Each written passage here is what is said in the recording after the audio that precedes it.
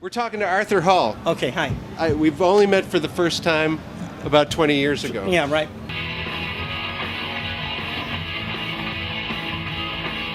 So Arthur, what's going on with the whole drum circle movement at the moment? At the moment? Yeah. Get a surfboard. Why? Because it's a big wave. It's not a bump. It's not a move. It's not just a little thing. It's not a movement. It's encompassing really all of a sudden the whole music industry. I just came from the RMM meeting, which is Rhythm Music Makers. I don't even know what. Let's call Take it RMM. 12. I came from the RMM meeting, and basically, guitar manufacturers, keyboard manufacturers, as well as drum manufacturers are looking at rhythm music making. Music making. Okay, RMM, recreational music making. Recreational music? Music making, yeah. I'm just learning about what that word is, because I've been focusing mostly on recreational drum circles, but the same concept that we've been kind of doing in our drum circles as facilitators is now being applied to the music industry, which is don't make something and then try to sell it to them. Listen to them and see what they want. Okay. You're the guy to talk to about right. that. Yeah. How to make things accessible. Make it accessible to these people. Listen to what they want and make it for them, and then make music accessible to them. And different media, different manufacturers, guitar makers and the piano makers and the organ makers and that kind of stuff, are finding ways to make it accessible to the general public. We just had somebody talk at the meeting, the recreational music making meeting today, who is a converted teacher who used to eliminate children when they couldn't do a certain set of stuff at a certain age, right? So he wasn't they weren't being accessible. They wanted to look good themselves and have a good representation of their teaching by making sure that the students at the ninth grade could do Beethoven's Fifth or something like that, rather than going, well, what do you want to do with music? What do you want to learn with the piano? That kind of stuff. And he came to that realization that it's not about us, the teachers, it's about them, the music makers, and being able to service that group rather than it's the difference between wanting to facilitate only drummers. Okay, that's easy. Yeah. Or facilitating a family-friendly group that has mom, dad, kids, and grandma in there. That's more work, and you have to do more listening. And it's more about them than it is about us, the facilitators. Hey, let's follow that up. Okay, good. I told you 1 hour, one subject. Because we've talked about this before, how some people who are just getting into drum circle facilitating don't quite realize that it's not about them. They're not the star of the show. The star is the circle itself. I understand, and especially coming from the music industry, if you are a drummer, professional, you've got the charisma, you've got the musicality knowledge, and you certainly got the body language. You learn how to do this, and how to do this.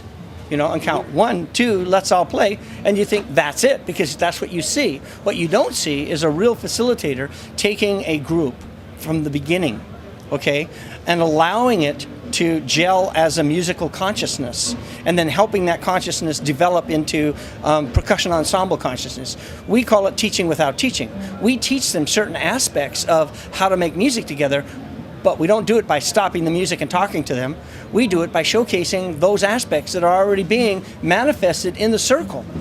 Okay? And we go, that person is actually having a dialogue with that person. So why don't I have those two people continue to play and stop everyone else? Okay? And I've got 3 or 4 people doing that kind of dialogue. It's a beautiful song, and everyone gets to listen to that song. So when you bring the group back to music again, guess what?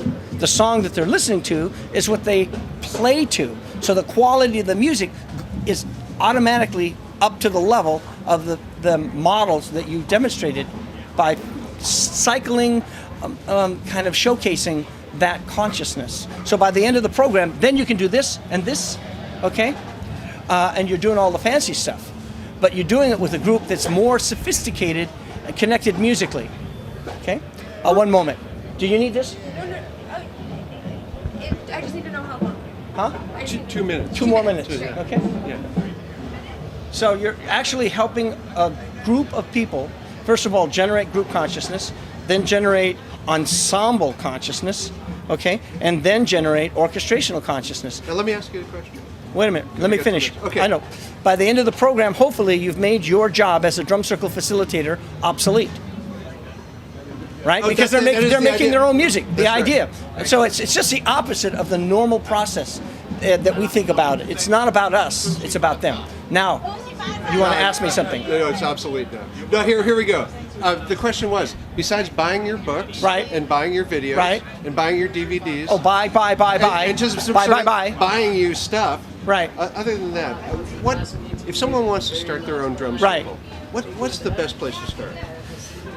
In their community, in their church, in their schools, get a bunch of toys together, go and talk to a teacher and say, I want to do a little rhythm event with your children. And you got 35 kids and they'll teach you everything I know. And they won't cost a thing, you don't have to buy the damn book, or but it go to one of helps. my trainings. Oh, well, Can't hurt. I could probably take 10 years off your training, but the reality is it's universal stuff, and you don't, you can discover it all yourself, and it's all the same thing. I go around the world. I did trainings in 12 countries this year, and every time I do that, I run into people who are self-taught facilitators, and they come up to me and go, hey, you stole my material. I'm going, huh? Because, of course, they've discovered those universal principles, Yeah. right? It's all the same stuff. Now, as long as we have the tape rolling, Hi, I tape. don't think we've gotten our session of having you yell at me. Our annual. When I'm dead! This is Arthur Hall, my old buddy Arthur Hi, Hall. and goodbye. All right.